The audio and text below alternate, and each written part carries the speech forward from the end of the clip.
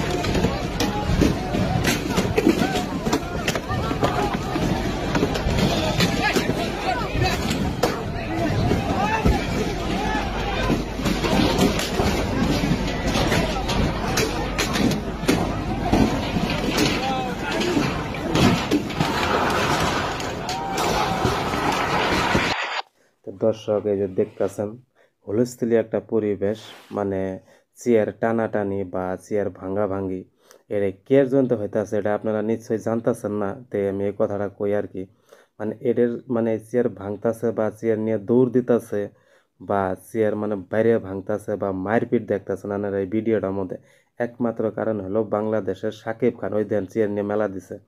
তো এদের এই দুষ্টা হলো একমাত্র বাংলাদেশের সাকিব খানের। এই সাকিব খান যদি টাইম মতন যদি লানের এই ফাংশন আয়োজন উপস্থিত হইতো, তাহলে এই চেয়ারগুলো ভাঙতো না বা চেয়ারগুলো নিয়ে যেত না। কেরা কোন দিয়ে কি নিয়ে গেছে গা, মানে ধুলেউন দিগার কাক মারতাছে কি সমস্যা, ধুলেউন দিগার হয়ে গেছে গা দর্শক। তে আমি মানে ভাবি এডে, তে এই ভুলটা হলো সাকিব খানের। এই সাকিব খান যদি এই ভুলটা না করতো বা টাইম মতন যদি মানে ফাংশনে পৌঁছিত, আমি ভাবি যে এই হুলস্থুল